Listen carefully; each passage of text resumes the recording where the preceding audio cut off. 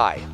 Last week we did a video on defeating microwave weapons, how to defend yourself in a high-powered microwave beam. We got a huge number of questions and comments based on that video, and so today I'm going to address some of those comments, I'm going to answer some of the questions, and then I'm going to demonstrate some additional materials that you can use to protect yourself from microwaves, as well as methods of detecting whether or not you're in a microwave beam.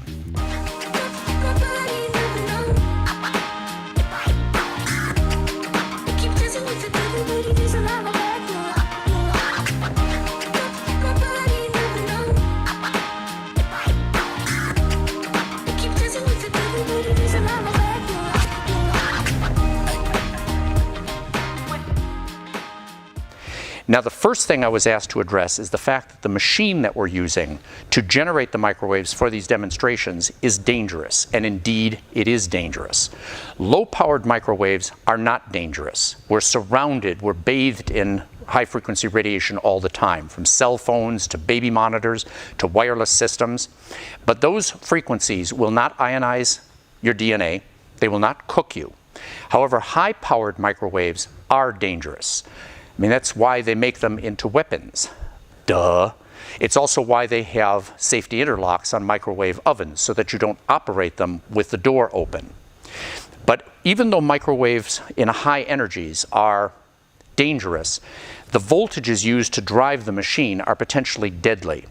There are many areas of this device where you could easily contact over 4,000 volts at relatively high currents. They can be deadly.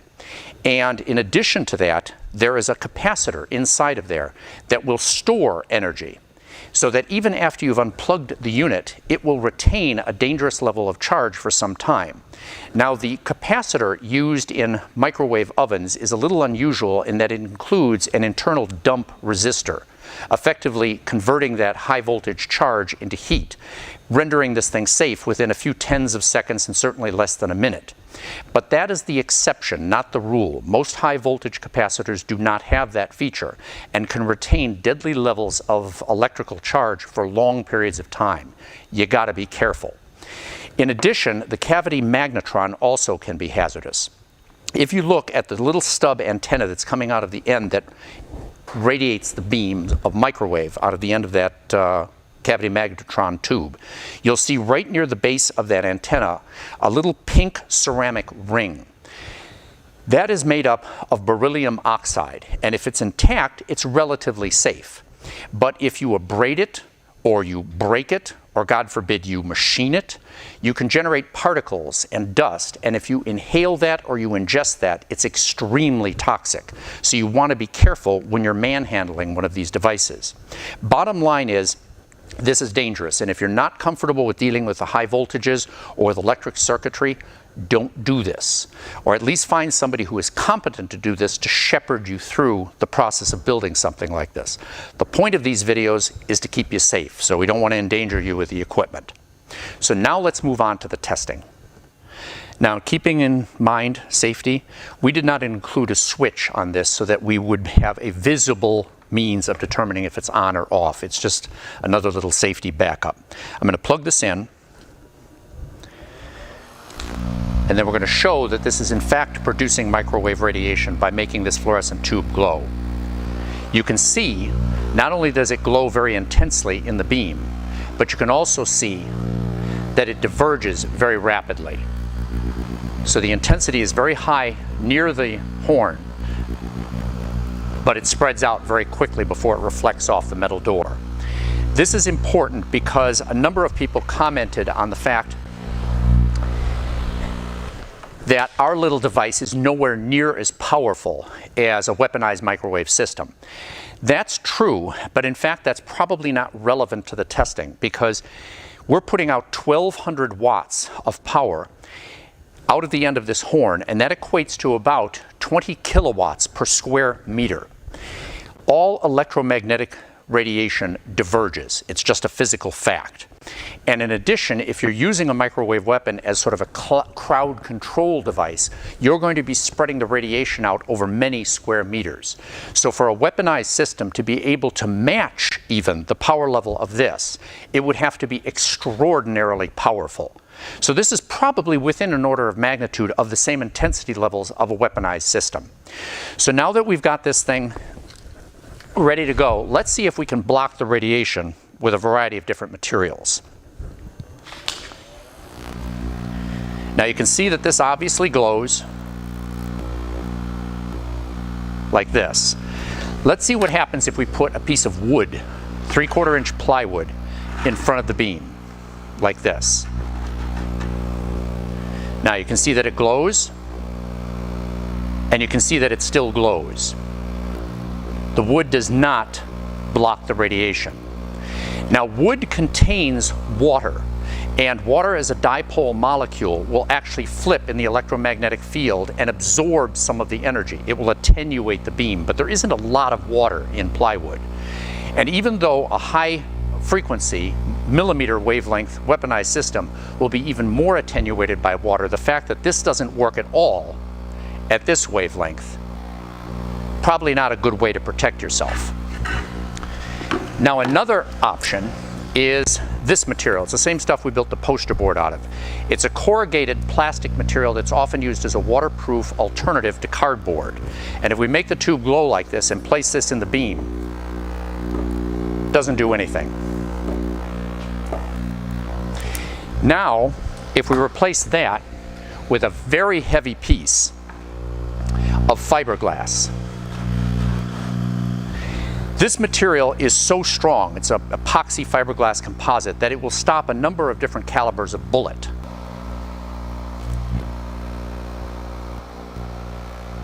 But you can see that it doesn't stop the microwaves.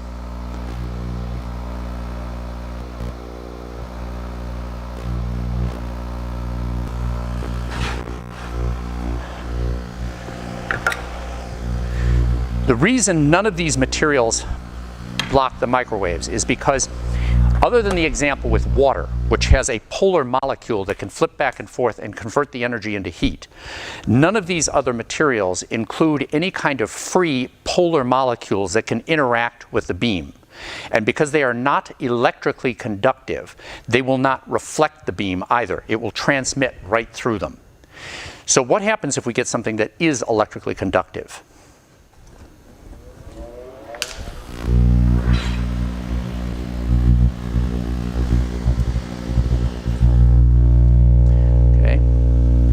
See that we get the glow,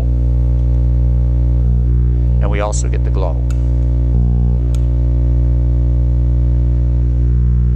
As you can see, the Kevlar does not block the radiation. And the reason that is because in the example with the wood, we had a little bit of a polar molecule which is able to attenuate the radiation by interacting with it and absorbing some of it and converting it to heat. But in all of these other examples, these materials do not contain freely mobile polar molecules. They can't interact with the microwaves, and therefore they don't attenuate it. And because none of these materials are electrically conductive, they won't reflect the energy either. You need an electrically conductive material in order to reflect an electromagnetic radiation like microwaves. So let's see what happens if we change gears. Okay, this is called ribbon toe carbon fiber cloth. The reason they call it ribbon toe is they've flattened out the individual little yarns in order to make the material extremely thin and decrease the sort of zigzag of the fibers. This makes this material extremely stiff and extremely strong, and is often used in aerospace applications and very high-end sporting equipment. The bottom line, though, is it's carbon fiber, and even though it's only 250 microns thick, it's electrically conductive. So let's see what happens.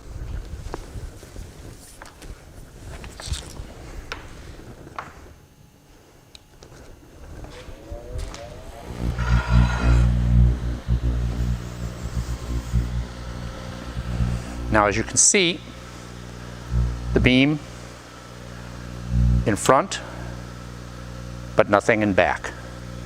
In front, but nothing in back. And in fact, nothing over here, but you can see it's reflecting over there. And that's because this is an electrically conductive medium. This material is graphite film. It's also 250 microns thick, and it's formed from hydrostatically pressed graphite. It's often used as a heat spreader in electronic equipment as well as high temperature gaskets in furnaces. It's also an excellent material for exfoliating graphene, as we'll show you in a future video. But the bottom line is this stuff is inexpensive, it's very flexible, it's soft, and it's electrically conductive. Now, once again, it glows, but it doesn't. It glows, but it doesn't. And as you can see, it reflects the energy because it's electrically conductive.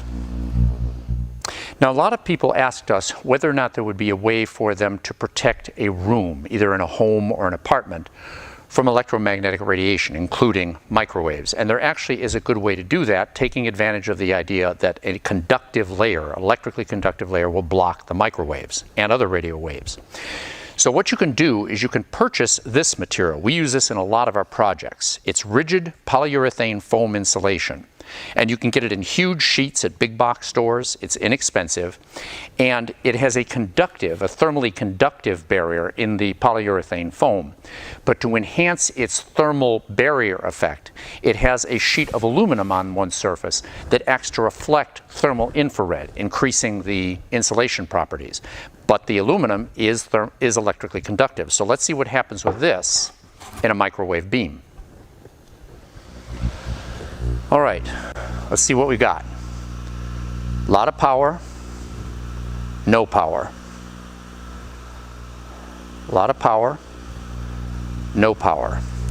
And it reflects. If you look, because of the angle, there's very little over here. But as you can see, it's reflecting the beam out this way. And nothing. And power. So this is a very effective means of blocking electromagnetic radiation. So the way you would use this material is typically as an insulating barrier.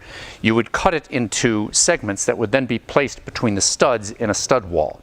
And the aluminized film will block electromagnetic radiation. But as we demonstrated, the wood won't. So if you're going to try to create a true Faraday cage, surround yourself with an electrically conductive material, you're going to want to wrap something around this, either a little piece of sheet metal or some aluminum, or you may be in a building that has aluminum studs. But you always want to keep a complete barrier, either always in front of the studs, always completely behind the studs, or you're going to want to wrap this thing up. Also, don't forget the ceiling and don't forget the floor. In any case, we also want to try to find a way to protect you if you're mobile and you're not just building a building. And let me show you how we might be able to do that. So based on electrical conductivity, we had a large number of people commenting and questioning whether or not we could use something like this, an emergency blanket, often called a space blanket or a thermal blanket, as a means of protecting ourselves. It'd be wonderful because it's nice and light, portable, and inexpensive. Question is, does it work? Now this material is based on an extremely thin layer of a polyester film, great insulator, very strong plastic, on top of which they've placed a chemically vapor deposited layer of a few atoms of aluminum. And as a result, the material is electrically conductive. Now if you look at the meter right now, this shows you when you've got electrical conductivity. If I touch these two probes to the surface, you can see that it's electrically conductive. However, if I turn the surface upside down and we do the same test on the back side, it's not electrically conductive. So the aluminum coating is placed only on one surface. So we're going to turn it back over like this. Once again, just to prove it, we have electrical conductivity. And what I'm going to do is I'm going to label this side front.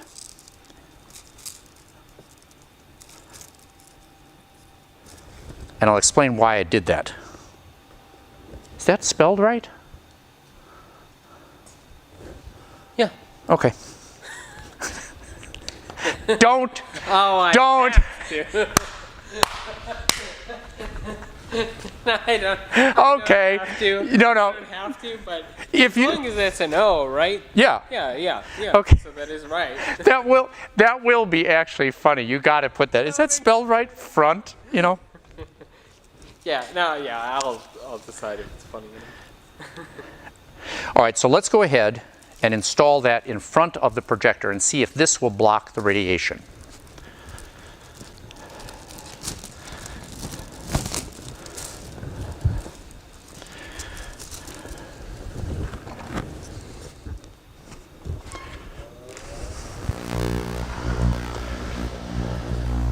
Now, just like before, we have microwaves in front, but nothing in back. In front, nothing in back. In front, it's getting down through the table, but not behind the barrier. And you can see that it effectively reflects the energy because of the angle of the panel. So this stuff really works. And what's nice is it's light, it's inexpensive, you can carry this around in a pocket. You feel the burning or you detect that you've got microwave radiation hitting you. All you have to do is take this stuff out, wrap yourself up like a hot pocket, and you're good to go. Maybe. Let me show you something. Now, another option is to use a more robust material than the very lightweight space blankets, and that's to use an electrically conductive cloth. They're made in a variety of different formats, but basically what they consist of is an embedded mesh of a conductive wire, in this case very fine copper wires that are embedded in a plastic cloth. The spacing between the fibers is down around 50 microns, so they will stop extremely high frequency, extremely short wavelength radiation. In addition, this stuff is launderable, it's sewable, you can sew it, and it's nice and strong. So let's see if this material will block the radiation. Let's see if it blocks the radiation. A lot of intensity here, nothing here. It also reflects the energy a little bit on this side, not much, but a great deal over here because of the angle that we've got this panel set at. But it blocks the radiation. What's nice about this is this material can be sewn. You could make it into a garment. You could line a jacket with this or a hat, and you'd have something that would last a long time. A neat application would be to actually form this material into a cloak. You could seal it at the throat with a brooch, and you could walk around with your sword, and you could do the I am Luke kind of activity, or Aragorn, son of Arathorn. You could hold this up, you could detect the radiation, tell everybody to get behind you, and you'd be the life of the party. So kind of a neat way to apply this, and it would actually work.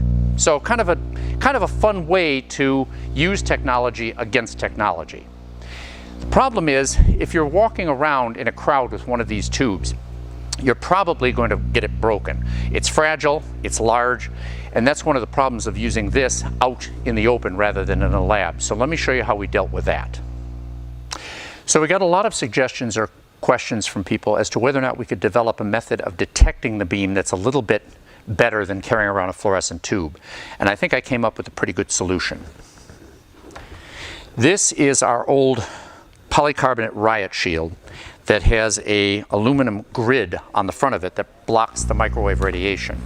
And as you'll notice, I'm walking right in front of the 1200 watt beam. And as you can see on the front, we have these little detectors that are going off based on being hit by the beam. It works.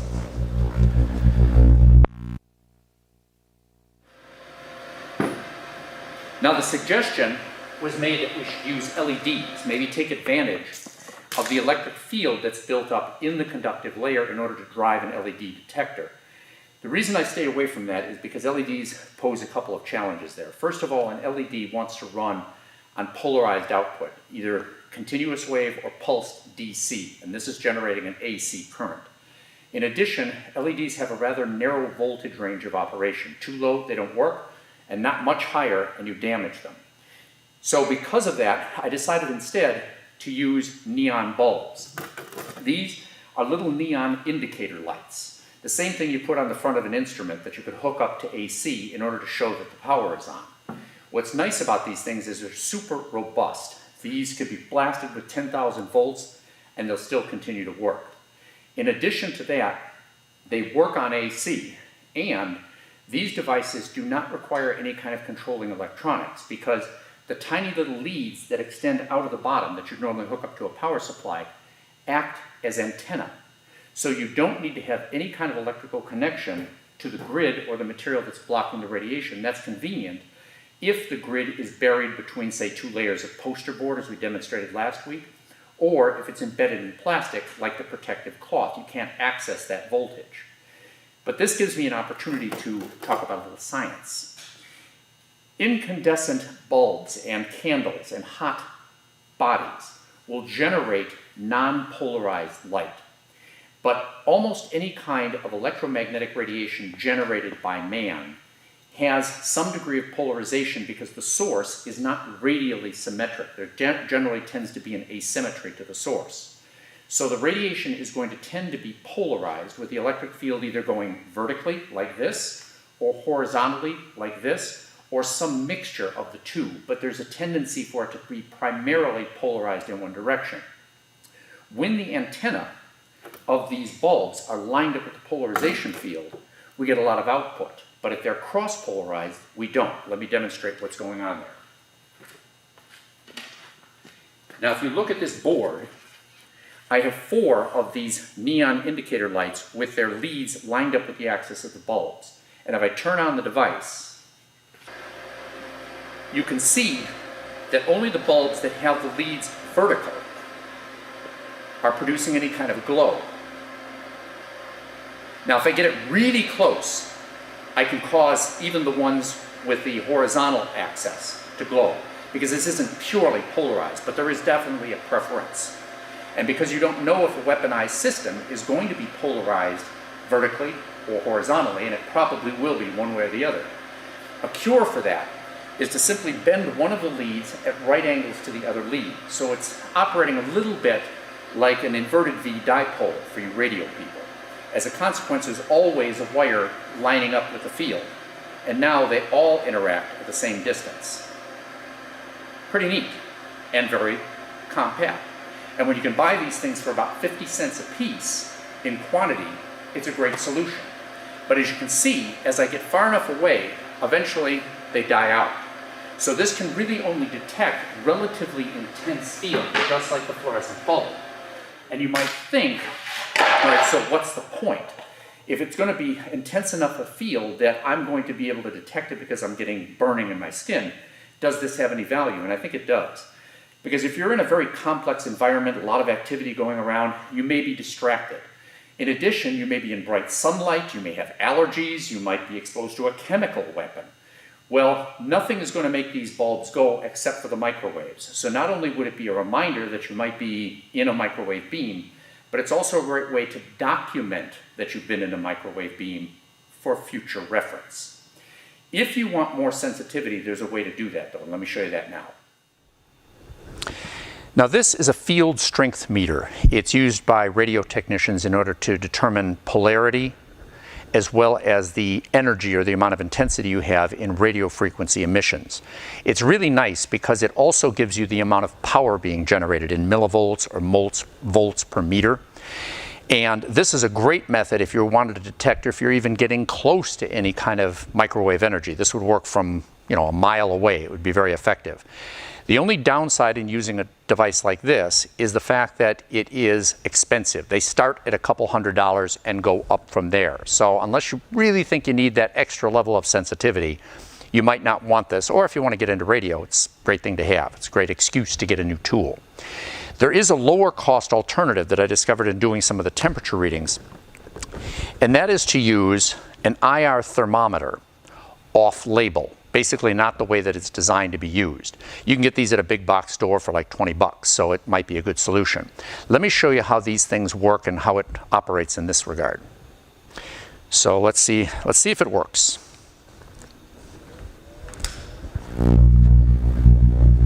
We're inside a metal building, so I don't know if this is going to work the way it's supposed to. What this does is it measures the temperature of a surface. And as you can see, this room is pretty cold. It's about 11.7 degrees Celsius. And depending on what you're pointing it at, you'll get slightly different readings just based on the emissivity of the surface. But it's relatively close, 15, 20 degrees Celsius. But watch what happens when we begin to move this toward the microwave device.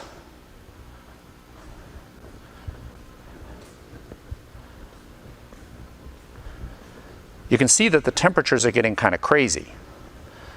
There's no way, even though I'm not aiming it even at the device, I'm just aiming it in the general vicinity, I'm getting temperatures of 90 degrees Celsius above the boiling point of water.